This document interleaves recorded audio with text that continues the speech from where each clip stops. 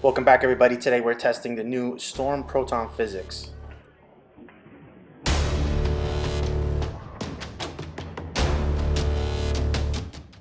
If you like what we do, follow us on Facebook, Instagram, YouTube.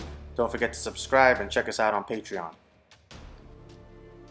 A big thank you to Jeff Miller and Ron Hoppy. Don't forget to check out Haley's Pro Shop in Burlington, Washington for world-class drilling and coaching.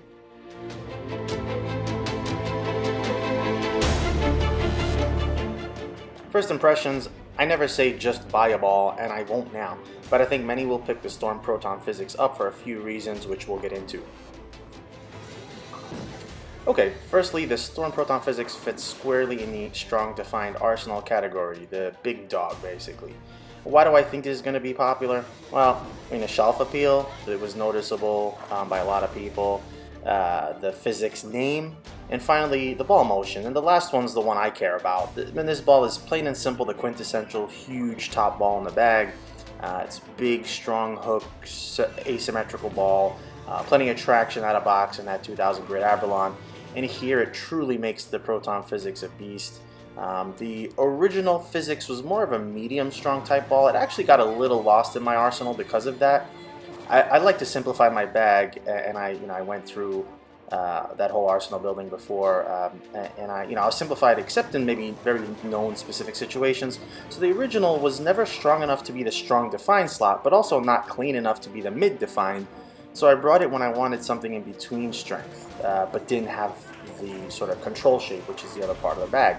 The ball seems to be good at one thing: hook, stop. That's the Proton Physix. It's very aggressive. So you could try various release manipulation, but it seems to want to right itself the same way.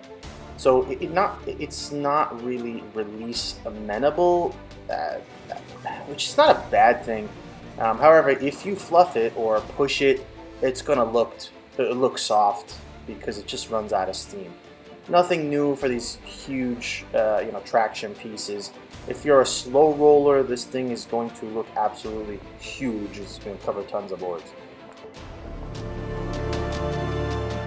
So with this little newfound trick here, I also toss a few shots two-handed. Not going to talk about form here, but I try to roll it with much less axis rotation since it's so big and I don't have tons of speed. You could see how strong the ball is still. I mean, it wants to read. I really try to roll it forward, and you can actually see how forward the ball is at the same time. Very prominent forward roll with the two-hand release. This would definitely not be my go-to as a medium speed two-hander on a house shot. It's a lot of ball, but still fun to throw, just to give you an idea of what it looks like.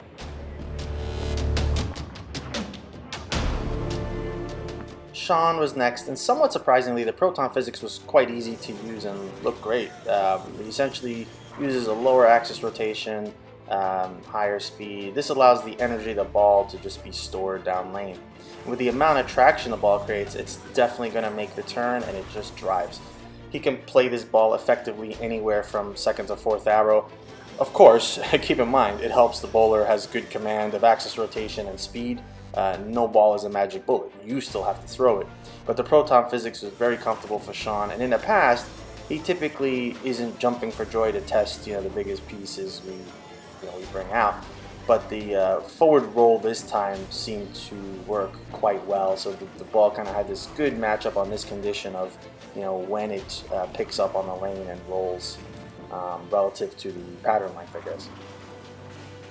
Bryan's up next. It's always a finicky proposition to find the big ball that retains enough energy for Bryan to be effective for his game.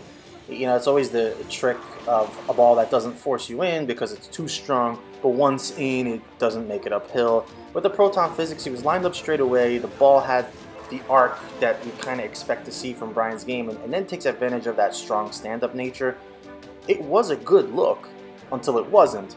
And what I mean is, the incremental moves to find more oil as it started to break down yielded a less than desirable look. And then that's, as I said, the tricky part. This type of ball, he had to look at a different adjustment. And so what I mean is, rather than a 2-in-1, maybe consider 3-in-2, 5-in-3. Some adjustment that creates shallower angle increases Honestly, this is not surprising for the big ASIM balls, but what we can clearly say is this looked a lot better than any previous physics ball for his game. He also had just a quick chance to compare his Roto Grip Halo, and as expected, it's pretty close. You'll see here the Halo looks a touch smoother due to some mileage on the cover. Hard to say if the Proton Physix is more stand-up than the Halo, as I remember my Halo being very similar in terms of the stand-up nature. Okay, final thoughts. At the end of the day, it's not surprising to see Storm place a big, strong, solid ASIM at the top of the heap. The Proton Physix is a very straightforward fit there if you need that alpha ball. The closest, in terms of strength, I would say in the lineup is the Omega Crux, but it does shape a little differently. I'm not one to suggest you duplicate ball reactions, so just choose what works for you. And Storm certainly didn't hurt the Proton Physix with the pretty shelf appeal and great smell.